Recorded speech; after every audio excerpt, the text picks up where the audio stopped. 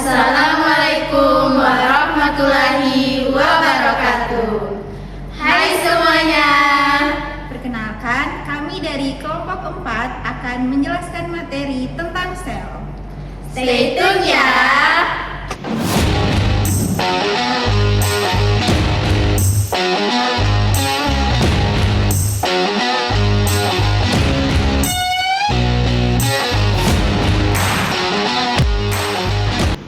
Pernah tidak kalian berpikir, tubuh kita itu sebenarnya tersusun dari apa saja sih? Bukan hanya dari tulang, tapi ada namanya the big four, senyawa organik yang bisa bikin kita hidup sampai saat ini. Nah, senyawa organik yang pertama itu karbohidrat, si bahan bakar. Jadi, dia ini adalah sumber energi utama supaya sel-sel itu bisa bergerak dan bekerja secara maksimal. Yang kedua, lipid atau lemak, si penjaga gerbang. Jadi, lemak ini bukan hanya fungsinya untuk cadangan makanan, tapi dia juga sebagai komponen utama membran sel. Yang ketiga, protein, si pekerja keras. Jadi, dia yang memperbaiki sel-sel tubuh kita yang rusak dan jadi struktur utama tubuh kita.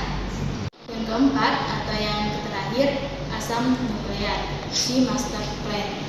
Jadi, kalau diibaratkan tubuh kita ini adalah komputer, asam nukleat ini adalah softwarenya. Isinya itu kode genetik dan instruksi lengkap tentang gimana cara membangun tubuh kita. Jadi, tanpa kolaborasi keempat senyawa ini, sel kita itu tidak bisa apa-apa.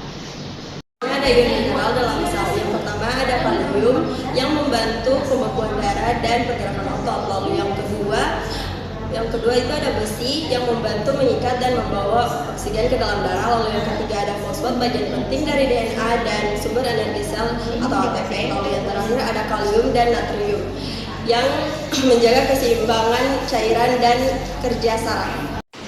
Pernah terpikir nggak apa yang membuat sel tubuh kita itu tetap hidup dan bertenaga? Nah, jawabannya itu ada di 3 komponen utama. Yang pertama karbohidrat, yang kedua lipid, dan yang terakhir protein. Yang pertama ada karbohidrat. Di dalam sel, karbohidrat berfungsi sebagai sumber energi utama, yang dimana glukosa akan dipecah di dalam mitokondria, kemudian akan menghasilkan ATP. Nah, selain itu, karbohidrat juga akan menempel pada permukaan sel. Itu sebagai penanda identitas agar sel-selnya itu bisa saling mengenali. Yang kedua, lipid atau lemak. Lipid bukan cuma cadangan energi, tapi dia adalah penyusun utama dari membran sel. Bayangkan lipid seperti pagar rumah kita yang melindungi isi sel dan mengatur siapa saja yang boleh masuk dan keluar. Sifatnya yang tidak larut air menjaga integritas sel kita tetap utuh. Yang terakhir adalah protein. Nah, ini adalah pekerja keras dalam sel. Protein membangun struktur sel menjadi enzim yang mempercepat reaksi kimia hingga menjadi alat transportasi antar sel. Tanpa protein, komunikasi dan metabolisme di dalam sel akan berhenti total. Dalam sel terdiri dari 2 proses metabolisme, yaitu katabolisme dan anabolisme. Katabolisme adalah proses pemecahan zat gizi untuk menghasilkan energi, sedangkan anabolisme adalah proses penyusunan molekul sederhana menjadi molekul kompleks untuk pertumbuhan dan perbaikan sel. Proses metabolisme ini terjadi di sitoplasma dan mitokondria.